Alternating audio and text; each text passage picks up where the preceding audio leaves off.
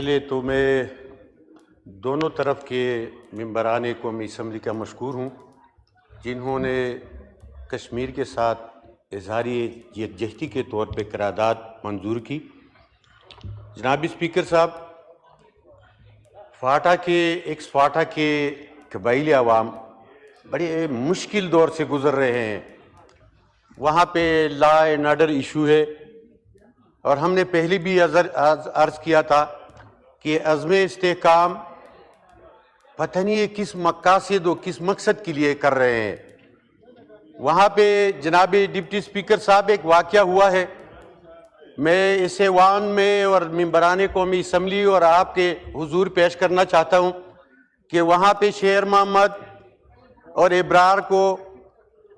Army compound کے سامنے اٹھایا جاتا ہے، اور پھر 10-12 دن وہاں پہ ٹریڈر کی یونین کے جرگے جاتے ہیں، وہاں پہ عمائدین جاتے ہیں، جرگے کرتے ہیں اس کی رہائی کے لیے، لیکن وہ آپریشن کے سیکورٹی فورسز والے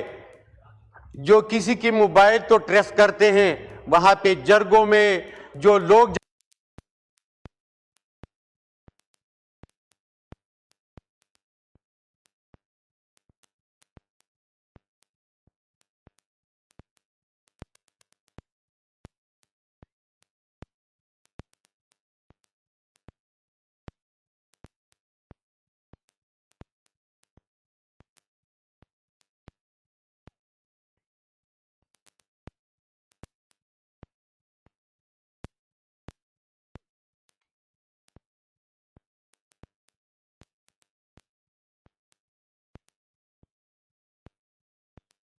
مالیاتی ڈیولپمنٹ کام ہے، یہ کمیٹی کرے گی۔ مجھے ذرا اسپیکر صاحب آپ بتائیں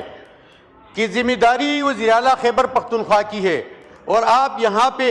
غیر آئینی و غیر قانونی کمیٹی بنا کے وہاں پہ ڈیولپمنٹ کے لیے جو لوگ سلیکٹ کرتے ہیں، تو کیا یہ آئین کے ماروا نہیں ہے؟ یہ کیا اس پارلیمنٹ کی توہین نہیں ہے، یا ممبران قومی اسمبلی یا صوبائی حکومت کی مینڈیٹ کی توہین نہیں ہے؟ لہٰذا میں عرض کرتا چلوں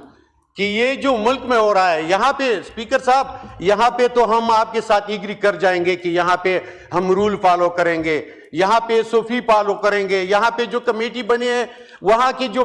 وہاں فیصلے ہوتے ہیں اس کو مانیں گے، لیکن جو باہر ہو رہا ہے، جو گھروں پہ چاپے، جو FIR، جو چادر و چادیواری پامال ہو رہی ہے، اور جو اڈیالہ میں ہو رہا ہے، کیا یہ ظلم نہیں ہے؟ کیا یہ اسپیکر صاحب ایک بات میں صرف یہ کہنا چاہوں کہ ان لوگوں کی یہ اوقات ہے کہ ایک فوٹو یہ نہیں دکھا سکتے۔ آپ کا پوائنٹ آ گیا، نہیں، یہ اسپیکر شکریہ جی۔ اشتیاق بیگ صاحب آن پوائنٹ آف آرڈر۔